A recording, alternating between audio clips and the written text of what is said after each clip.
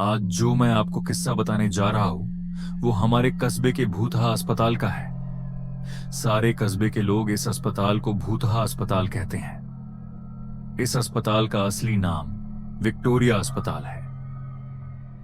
इस अस्पताल को आज से करीबन 100 साल पहले अंग्रेजों ने बनवाया था। उस अस्पताल के सामने एक कब्रिस्तान है।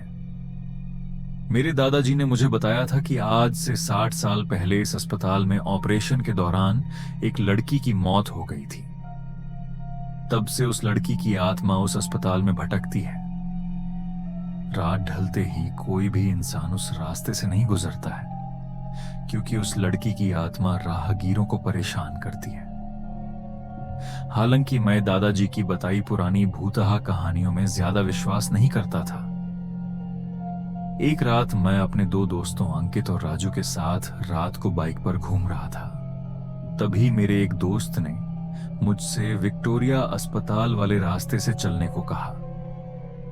हम में से कोई भी ज्यादा भूत प्रेतों पर विश्वास नहीं करते थे और हमने उस रास्ते से जाने का पक्का किया। उस समय रात के 10 बज चुके थे। हम तीनों ने ये बात अपने परिवार वालों को नहीं बताने का वादा किया और उस रास्ते पर निकल पड़े। जैसे ही हम उस रास्ते से निकले, रास्ते पर रेत होने की वजह से हमारी बाइक फिसल गई और हम तीनों धड़ाम से बाइक से दूर गिर गए। गनीमत थी कि हम लोगों को कोई चोट नहीं आई थी।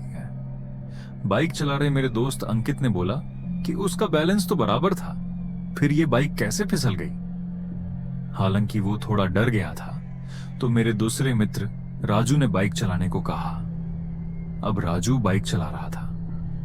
हम 1 किलोमीटर ही चले थे कि अचानक हमारी गाड़ी का टायर पंचर हो गया और गाड़ी की स्पीड तेज होने से गाड़ी इस बार फिर पिछली बार से भी दूर तक फिसलती गई। इस बार हमें कोहनियों और घुटनों पर थोड़ी चोट आई थी। अंकित फिर से बोला कि इस जगह में जरूर कोई गड़बड़ है, हम लोग वापस उल्टे चलते हैं। लेकिन मैंने और राजू ने उसकी बात नहीं मानी और बाइक उठाकर पैदल चलना शुरू कर दिया। हम थोड़ी दूर ही चले थे कि अचानक किसी लड़की के चीखने की आवाजें सुनाई दी। ये सुनकर हम रुक गए और अंकित बोला, यार तुम लोगों को चीखने की आवाज सुनाई दी क्या? हमने उसकी बातों को अनसुना कर कहा कि कोई जानवर की आवाज होगी। 5 मिनट चलने के बाद फिर वही चीख फिर से सुनाई दी। इस बार तो हम दोनों को भी थोड़ा डर लगने लगा।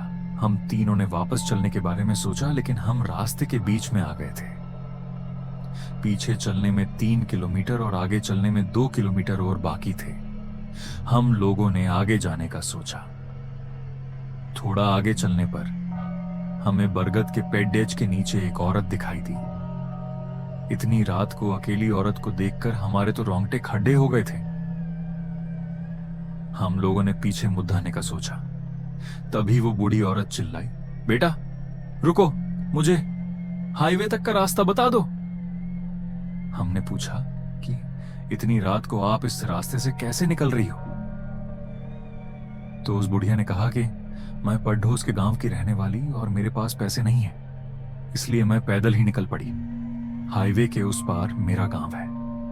हमने उस बुढ़िया की बात का विश्वास कर लिया और आगे निकल पड़े। रास्ते में वो बुढ़िया हमसे सारी बातें पूछने लगी।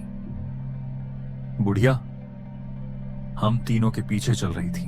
हम तीनों दोस्त अब अपनी बात कर रहे थे। तभी राजू बोला कि लो मां जी, आपका रास्ता आ गया।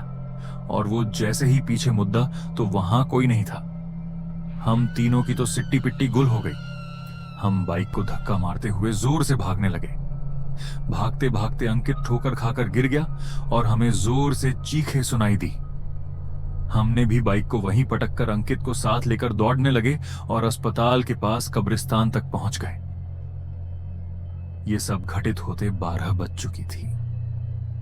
हम पसीने से तरबतर हो गए थे और कब्रिस्तान पार कर एक मंदिर में रुक गए, क्योंकि अगर बिना बाइक के घर जाते तो जूते पट जाते।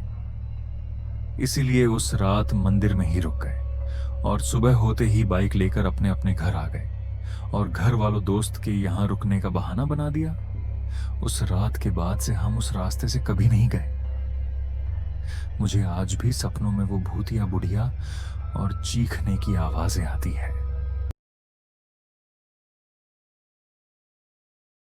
अगर आपको ये डरावनी वीडियो पसंद आई हो तो अभी हॉरर पॉडकास्ट चैनल को सब्सक्राइब कर और वीडियो को लाइक करना ना भूलें, ऐसी ही और भी खौफनाक कहानियों के लिए।